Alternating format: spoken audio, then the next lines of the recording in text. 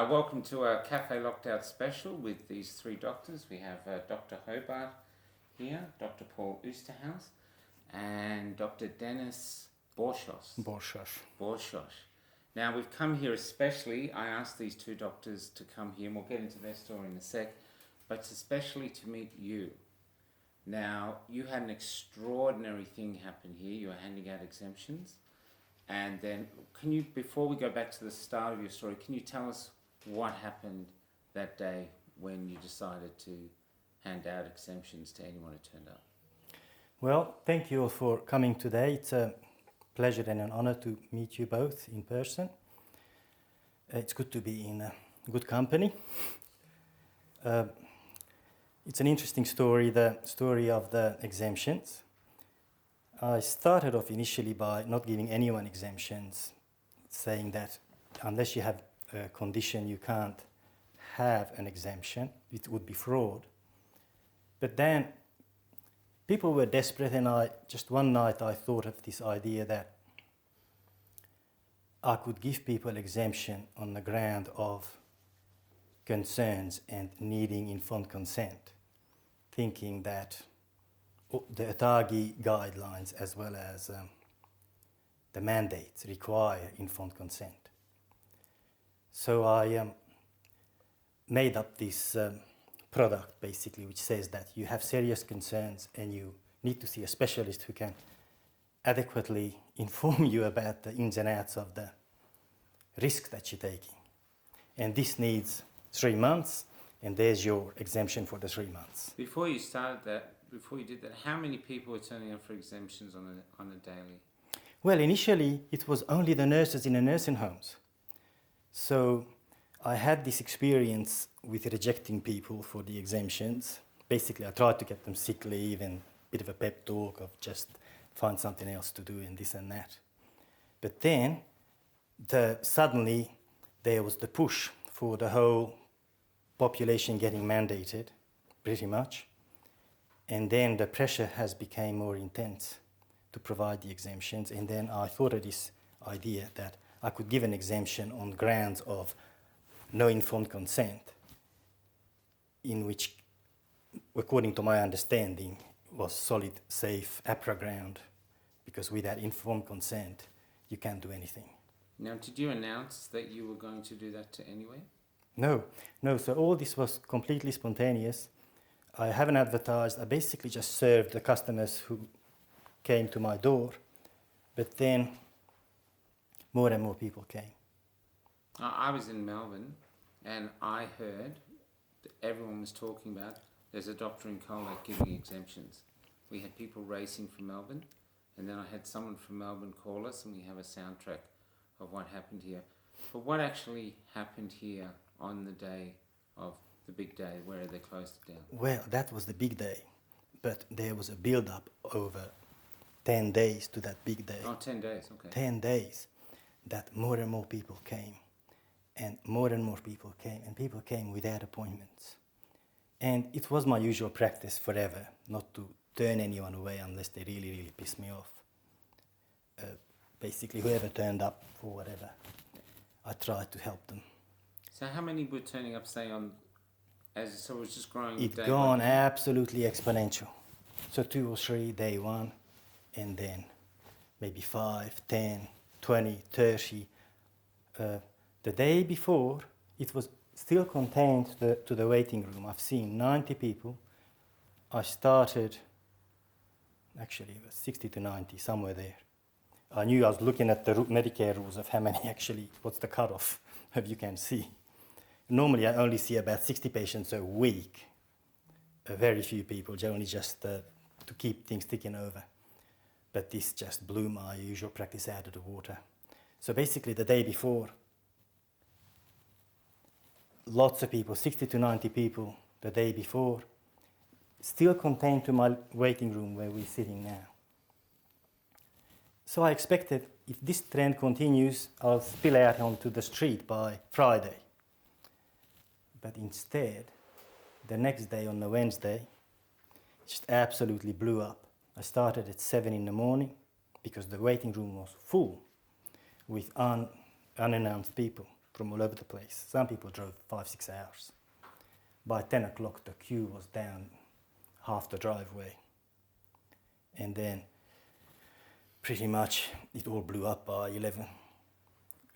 Coppers came and everybody, and because the road was full and it was creating a scene.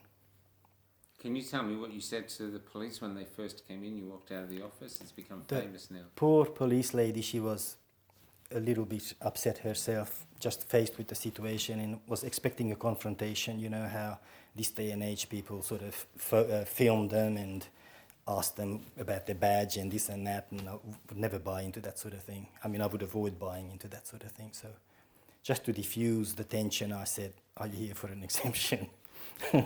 But she Did you find it funny? I thought it was funny. But did she think it was funny? I think it helped her sort of just bring the pressure level down a bit, and she said that, nah, look, I'm double jabbed and this and that. I was like, lucky you. Can I ask Dr. Hobart, was it the same with you? Were you offering exemptions the same way, or? Well, I was doing exemptions. What happened, I was working by an appointment system. I'd already had a very long waiting list because I was prescribing ivermectin. So I had patients waiting for several weeks to come and see me. When ivermectin became banned on the 10th of September, I expected my patient numbers to drop off, but they didn't. No one cancelled. And the patients I was seeing were now wanting vaccine exemptions. So that led to basically closing my books. I had such a large number of patients booked in, and this was in September, that I had closed my books for the rest of the year. So that I experienced the demand, but in a different way.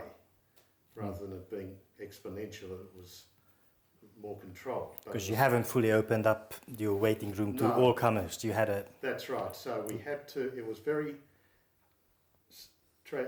hard because we would have desperate people on the phone wanting to see me. And there was nowhere near enough doctors who were giving exemptions in the area, in Melbourne. And basically every doctor that gave exemptions became overwhelmed. And in the end I had no one really to send them to. I hadn't heard of you, Dennis. Would not have mattered here, it was too many already. Before we get there, can I ask, in your opinion, why are they so strict about exemptions? What's the issue? Why can't they offer exemptions to people? I might ask you, Paul, what do you think? I think it's the right of people who have concerns, who want more information. That's typical informed consent. You know, informed consent means you have the right to say no. You have the right to say, I need more information. So it seems completely legitimate to send, if they've got concerns about clotting, you know, patients have histories of clotting, heart disease, all sorts of things, previous anaphylaxis. There are many, many good grounds medically, and even people who are, under severe stress, people are committing suicide over these mandates. There's psychological distress. So there's many grounds, that compassionate grounds. I understand there's compassionate grounds, but why aren't you allowed? That's political. It's not medical. It's clear. It's not about compassion. It's not about science or evidence. It's a dogma. It's a political edict. It's an ideology.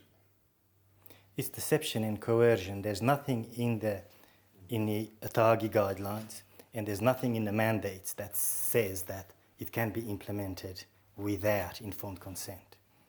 So they deceive you into thinking that informed consent doesn't matter, when in fact it's a crime it's a rape to give anybody anything they don't want. Well, talking about compassion, can you tell us what it was like in here on the day that it went crazy? Because we've heard some beautiful stories from other people over here. I thought I had I thought I had my finger on the pulse of the situation and the wider world and micro and macro and all that. I thought I knew stuff. And I was gobsmacked with what I saw and what I witnessed, the desperation of people coming in. And what happened afterwards, that after we cleared the place with the police, people snuck around and came through the bushes wanting exemptions. We had people trying to con themselves through the police, telling them all sorts of stuff, and successful to get through and ask for exemption, even the next day. Wow. Is it true that they set up roadblocks? Well, after the place was cleared, the police was manning the gate and only would allow through people who had normal appointments, who were on the books, and they had to show the appointment slip. So they didn't suspend you just then. They just No, I got suspended by APRA more than a fortnight later, pretty much. So what was the grounds they used to shut you down then? What they it is basically what they say. APRA has draconian powers, no common law protection, nothing. Basically, what they can do, they can just stop you working, even if they have a suspicion. You don't have to actually do anything wrong. They can, if they think that you are hurting the public, they can stop you while the investigation is ongoing. Yeah. So we are innocent at this point, pretty much, even in the eyes of APRA. Technically, they haven't found anything, except that just to protect the public, we are taken out of circulation. So that was part of the use. Can I ask, are the exemptions that you gave still valid? We've heard that they're making them null and void. Do you know anything about that? Well, in my view, all my paperwork is valid. My paperwork is validated. Even if I gave them out blank and you've put your name on it, it would still be valid because you give it life as soon as you serve it. Yeah. Because then you acknowledge it that you haven't got informed consent and you're looking for one. Yeah. And in my view, everyone is exempt. No one can be forced. And this paperwork was only just a very watered down version, it was pretty much nonsense because in reality, I think everyone is exempt and no one can be coerced, and it's a crime to do so. Can I ask too, and you don't have to answer this if you don't want to, what is your issue with vaccines? Well, I have vaccinated children for a long time. I was doing obstetrics out here in the country, and mums would bring the kids in for me to vaccinate. And then I would notice a lot of ADHD and autism spectrum. Just a lot of gaga, damaged children. If mum had 3 or 4 kids, one of them would have some issue. And my feeling was that the system was overwhelmed with them. They're running amok at school, no one learning nothing. And the pediatricians not wanting to see them because they were absolutely snowed under. They would find reasons to reject my referrals to them, for example. I would send a referral to a pediatrician. They would say that, your referral is not correct and you haven't got enough detail on it. It's nonsense. And they wouldn't see them. Find reasons. It's access block, basically, we call it. So that was my thing. Over time, I noticed, but I was still doing the immunizations. It was just in the back of the mind. And then last year with the COVID, as I investigated more about vaccines in general, I just found information that Big Brother knows that there are issues with the vaccines. And they are maintaining them anyway. They're pushing them anyway. So that's when I closed my fridge. So I haven't given this year. I still given the flu shots because people would just. I had some and the people were keen to have it, but for the kids I pretty much stopped. That's what happened. So also I have 2 damaged children, And it's also in the back of your mind, was it the vaccines? You blame yourself. What have I done wrong? So you think your children were damaged by the vaccine, previous vaccines, not the COVID? I'm suspecting that my children are at least partly damaged by the jabs, vaccines, yes, the previous ones, the childhood ones. And I've seen clients that I suspect I damaged myself. I can think of a damaged kid for each of my fingers. Just ADHD, just not quite right, just not able to learn. And But do you think the question is that the benefits outweigh the risks? Do you think that's the case, or do you think maybe we've gone a bit crazy? look, I leave this to smarter, better people than myself. I was acting in good faith, but now everything's questioned. Can't believe anything, like even stories like the polio epidemics and the Spanish flu and all these things have information coming out that it's not quite what we know. So overall, I have great concerns and doubts. I wouldn't touch nobody's child anymore, certainly. So I suppose you could call me an anti-vaxxer now. And can I ask, APRA doesn't, as I say that right, APRA doesn't give you the leeway to actually go against this? APRA sent us letters. APRA sent us letters back in March threatening us. Something along the lines of, there's no room for any kind of anti-vaccination stance. Wow. And you'll be dealt with if you do so. And that was the bluntness of the That, language. and they strongly recommend that you have the jabs coming up. Okay. Strongly recommend it, because they're such experts in it. They know what's in it. It's good for you. Did you get that letter? I remember reading it. Everybody got it. It is ambiguous to a degree. It did say that if you didn't follow the government's vaccination policy, It's a public document. You can find it online. you may be disciplined.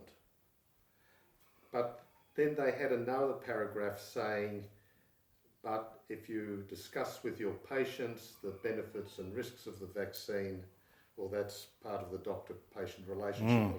The wording, if I remember correctly, the wording was that you can have conscientious objection, but you cannot speak against it, which puts you in a bind, because I had customers coming, and that's what I spent months doing, asking me, Dennis, and what do you think about those jabs? Should I be having them? Now, you either say that it's good for you and have it, or you say that up to you, don't have it. Often they would ask, are you going to have it? I just couldn't bring myself to lie to them. You're not allowed to tell the truth. It's effectively a gag order, because you can only tell one side of the story. You can only speak good things, and you have to stop. You have to censor against anything negative. And yet, that's not how scientific discourse. That's not how you give informed consent. It's like saying everything positive about a product, but you don't mention that every so often the car petrol tank explodes. You know, it goes 0 to 100 in 3.5 seconds. You know, it just 1 in 10 times it explodes. Now, these two doctors are GPs, but you weren't a GP, you were an anaesthetist. So how did you end up in the bad boy corner? I ended up because of Facebook posts. There was a Facebook, effectively it was a fear porn campaign from Royal Prince Alfred, one of the doctors of Royal Prince Alfred, which is the hospital I trained at, both at medical school and as a registrar. And this cardiology registrar was showing pictures of x-rays of COVID lungs, a normal x-ray, and then someone, and my first comment was, doctor, the patient's x-ray in the top right hand corner, he's very morbidly obese. Do you think that has something to do with the pneumonia. And by the way, rather than just saying our life is over and there's only one solution, as in vaccination, please mention vitamin D, zinc, quercetin hydroxychloroquine and ivermectin as evidence-based approaches. In addition, and I got this response straight back, this is medical misinformation. And I straight away... Was that from APRA or Facebook? No, this was just on the Facebook. Yeah. But it was basically a pro-jab media fear campaign. And I wanted to let people know that they didn't need to be as fearful. Yeah. That actually they could take action to greatly reduce their risk, and that there wasn't just one solution. And I backed it up with a clip to an interview by Dr. Bean of Dr. Paul Merrick, who's a very well-respected, well-published, writes textbooks on intensive care, and I'm a critical care doctor, so I relate to that. And I published a chart of vitamin D concentration versus COVID. So I thought, okay, they've said it's medical misinformation. I've straight away provided some context, but that didn't stop an anonymous complaint from getting to APRA. In fact, multiple anonymous complaints. Wow.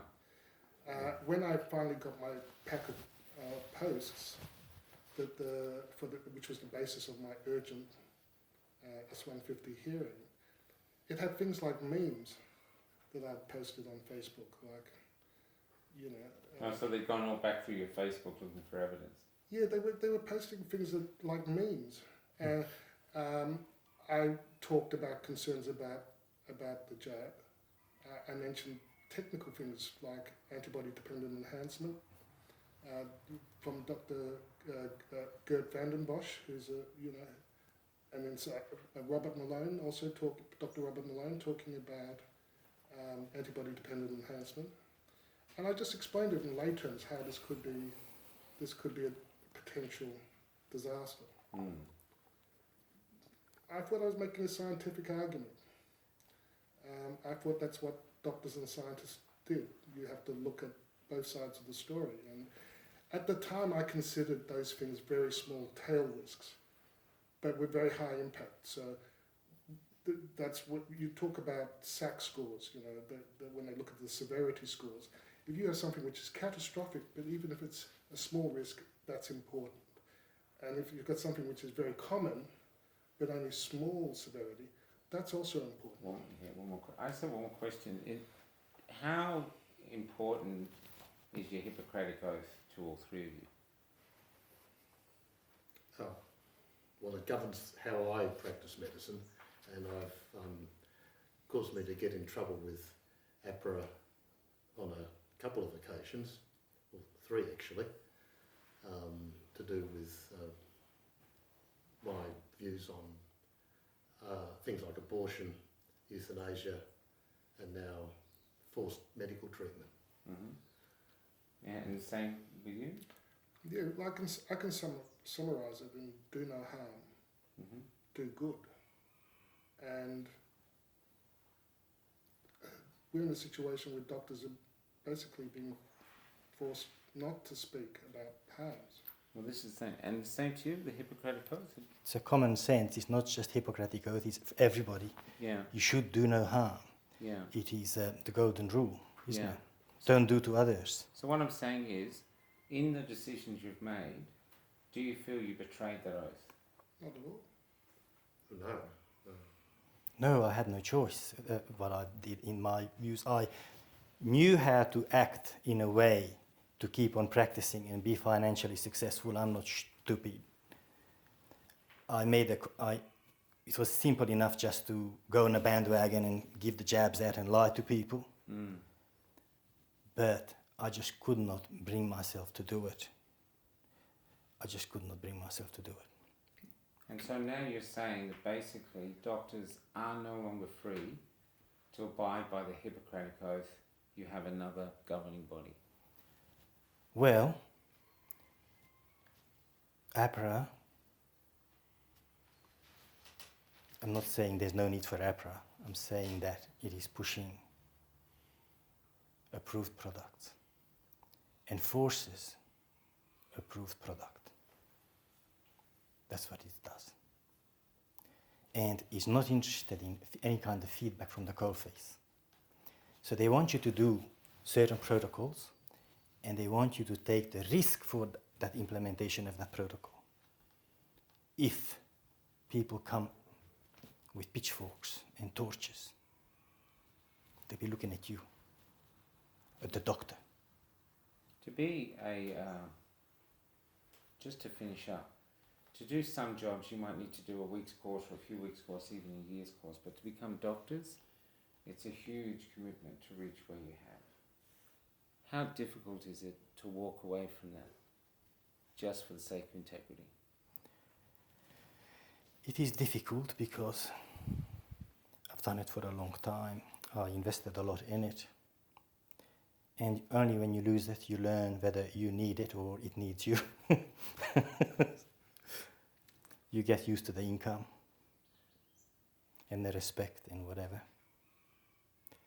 And you just suddenly, you need to scratch for a living. You basically economically execute it. They're very good at it. They know what they do, these people. For your integrity.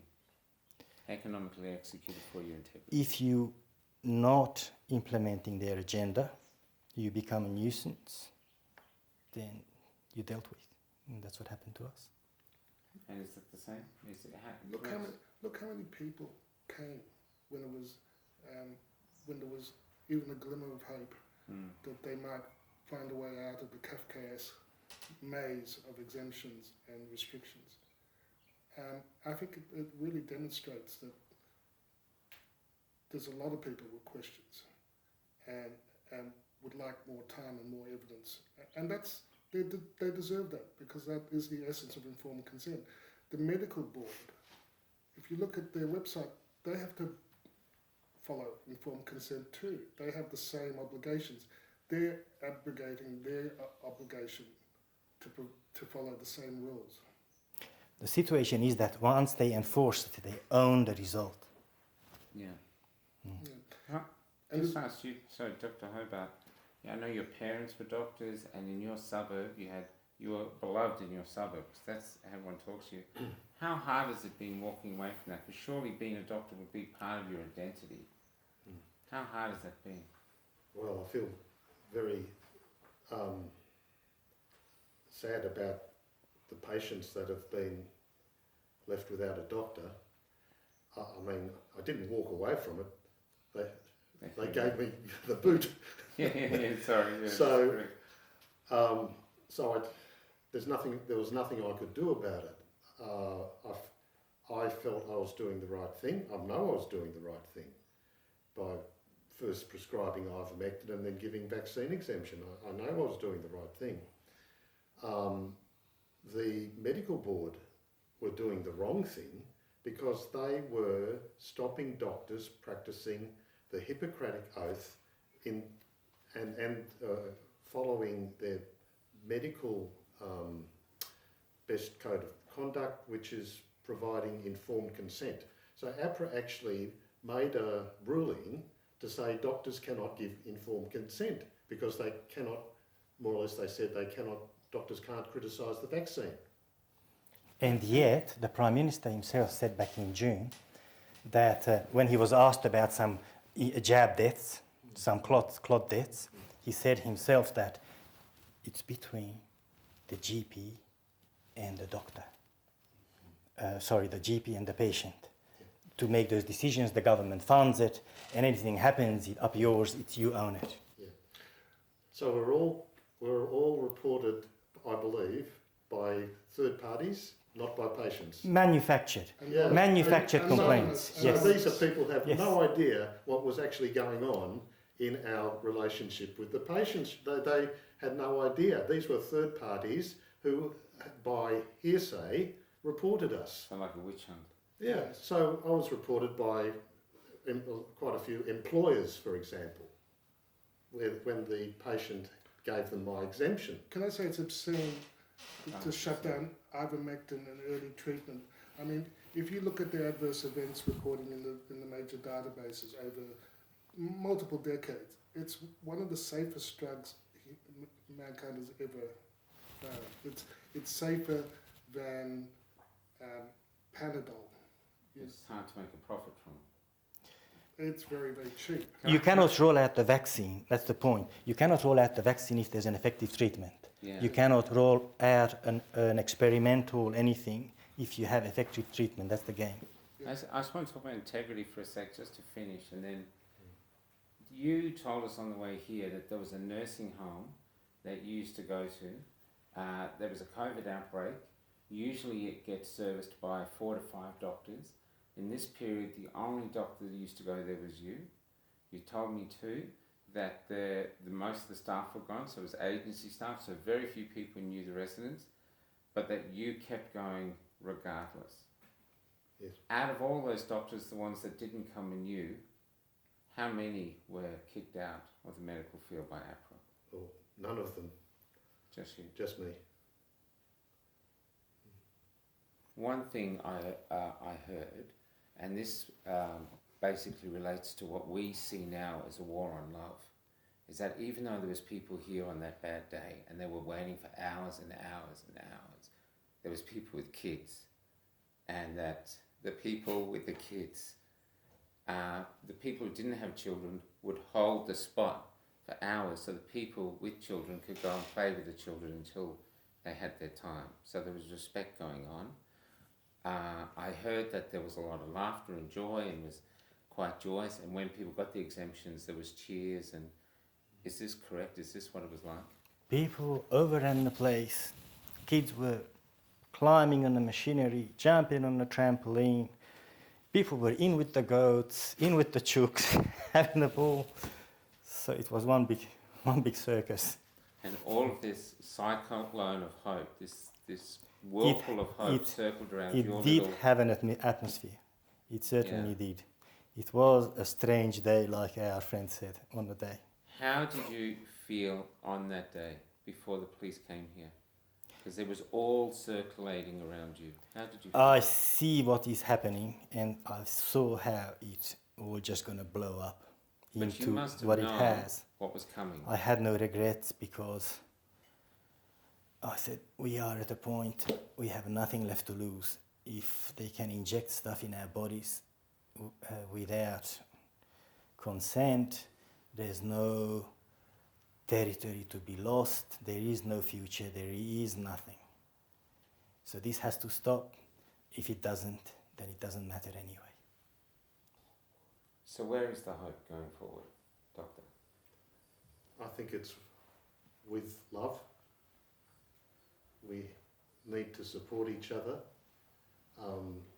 and with non-violent resistance and love, we can change people's hearts and minds to resist this oppression and gradually rise above it. That would be my hope. Doctor? Do not comply. We don't need to comply with unjust laws and unjust rules. I want to see the children safe. I want to see the future of healthcare. We've had sick care for too long. It's time to have proper healthcare. The hope is divine intervention because there's organized evil worldwide that needs to be overturned, and this is going to be hard. My experience under communism was that non-compliance Before you go there, can you explain what you mean by that, your experience with communism? is, I lived under it. I lived under it for 16 years In Hungary? in Romania. Oh, Romania. Romania, yeah. And you couldn't even say anything because they would take you away. So the attack wasn't economic like we are, tossed out like garbage and just no means of income. There, they took you away and nobody ever saw you again. But people just minded their own business, did nothing, and let it all rot. You see, there's this idea that people in power often confuse compliance with enthusiastic participation. And you can comply and let it all just go to nothing, to rot, let it all rot. And that's what happens under communism. So the hope is So the hope is like non-compliance, like Gandhi. That's the hope. Everyone just says no. But for that, people have to recognize, enough people have to recognize that and be emotionally ready to resist and take their heads off the chopping block. Because they're dragging all of us with them. People who comply, have the tests, have the fake PCR tests, put the mask on, they keep this thing alive. And they're gonna kill us all by doing that. That's the danger. But I have hope. I have hope, and I see signs that enough people will wake up in time to put an end to it. It's the care that's forming. You know, the reaction to this is that we are reaching out and forming a network of care, and that's a positive response to an awful thing. It points the way forward to. They want the powers that be want us isolated and divided, and so we have to be connected.